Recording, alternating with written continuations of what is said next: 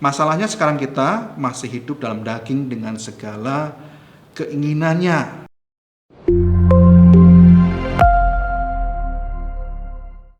Shalom, salam damai sejahtera di dalam nama Tuhan kita Yesus Kristus. Bagaimana keadaan saudara saat ini? Kita semua sedang mengalami PSBB, pembatasan sosial berskala besar, di mana kita tidak bisa bergerak dengan bebas. Semua dibatasi, diawasi, kita seperti dalam penjara di rumah, dan kita tidak merdeka. Di bangsa Amerika, pada waktu perang kemerdekaan, mereka berkata, ada sebuah moto yang dikatakan, "Give me liberty or give me death." Liberty, freedom, berikan kepada kami kebebasan, kemerdekaan, atau berikan kepada kami kematian. Bagi bangsa Amerika, kemerdekaan adalah harga mati. Sesuai dengan nyawa, harganya adalah harga nyawa.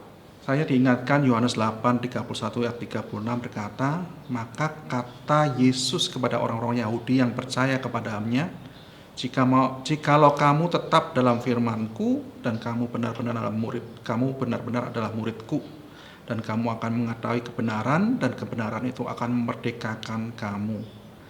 Jawab mereka, "Kami adalah keturunan Abraham dan tidak pernah menjadi hamba siapapun." Bagi bangsa Yahudi, mereka lahir dari Sarah, bukan Hagar yang seorang budak. Jadi mereka merasa tetap bebas. Padahal mereka selama lebih dari 400 tahun dijajah dari Babel, Persia, Media, Yunani, bahkan saat itu mereka dijajah oleh Roma. Mereka menjadi hamba Roma. "Bagaimana engkau dapat berkata, kamu akan merdeka?" Kata Yesus kepada mereka, "Aku berkata kepadamu, sesungguhnya setiap orang yang berbuat dosa adalah hamba dosa, dan hamba tidak tetap tinggal dalam rumah, tetapi anak tetap tinggal dalam rumah. Jadi apabila anak itu memerdekakan kamu, kamu pun benar-benar merdeka." Sungguh-sungguh bebas. Bahasa Indonesia masa kini, bahasa Inggris free indeed, benar-benar bebas, benar-benar merdeka. Ada enggak ya orang yang benar-benar merdeka dan yang benar-benar bebas? Yuk kita perhatikan hidup kita sejak masa kecil kita. Apakah kita pernah benar-benar bebas?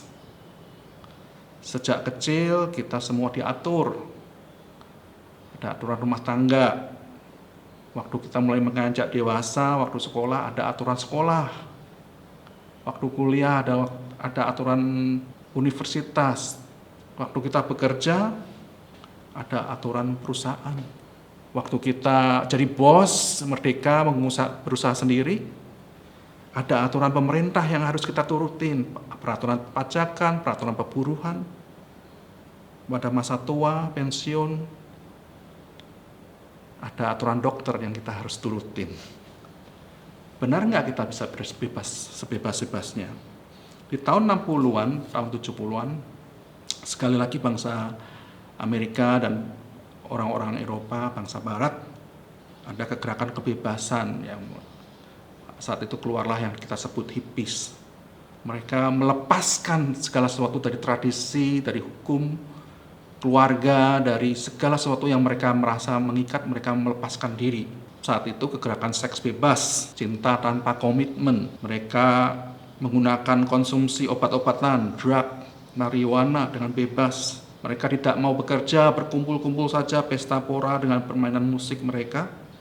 Apakah mereka ini benar-benar bebas? Sekali lagi tidak. Mereka terikat oleh banyak hal akibat kebebasan mereka. Sakit penyakit akibat seks bebas, mereka harus terikat. Ketergantungan oleh obat-obatan. Tidak punya uang sehingga tergantung pada pemerintah dengan social security. Roma 7 berkata, "Sebab bukan apa yang aku kehendaki yang aku lakukan, yaitu yang baik yang aku lakukan, tetapi apa yang tidak aku kehendaki, yaitu yang jahat yang aku lakukan." Jadi jika aku berbuat apa yang tidak aku kehendaki, maka bukan lagi aku yang memperbuatnya, tapi dosa yang diam di dalam aku. Jadi kita semua selama kita masih hidup dalam daging, kita masih bergumul dengan dosa. Bukankah itu kita berarti berhamba dosa, bukan orang yang merdeka dari dosa?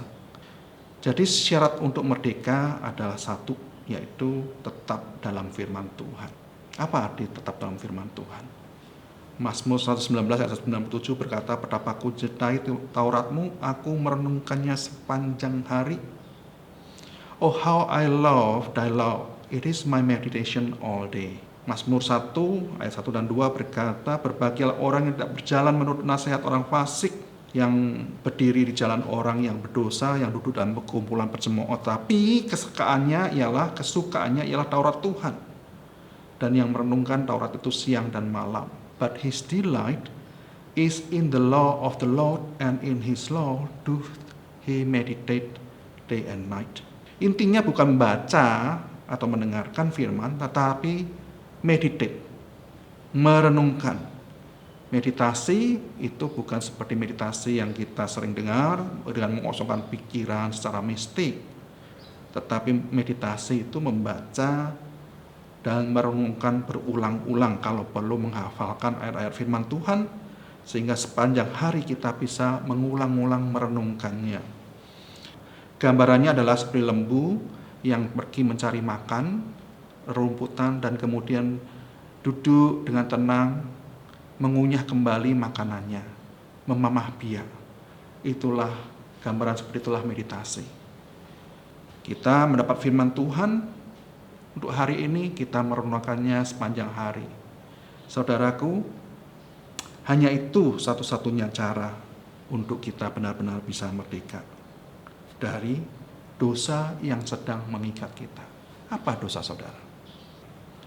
Mazmur 119 ayat 93 berkata, untuk selama-lamanya aku tidak melupakan titah-titahmu atau firmanmu, sebab dengan itu engkau menghidupkan aku. Saudaraku, waktu saya dulu pelit, semakin orang mengatai saya pelit, jangan pelit, semakin saya pelit. Kalau dulu saya suka memaki, kalau orang berkata jangan memaki, semakin hari semakin orang mengatain saya, semakin saya memaki. Saudaraku, dengarkan baik-baik. Hanya Tuhan yang sanggup melepaskan kita dari dosa yang mengikat kita. Dan hanya satu-satunya cara adalah merenungkan firman siang dan malam. Itu satu-satunya jalan yang Tuhan beri. Berbahagialah orang yang mendengar firman Tuhan dan melakukannya. Mari kita berdoa. Bapa, terima kasih untuk firman-Mu. Kalau hari ini ada dosa yang mengikat kami, yang kami ingin keluar tetapi tidak bisa, kami tidak bisa bebas, kami tetap terikat oleh dosa itu, kami tahu cara yang telah Engkau tunjukkan.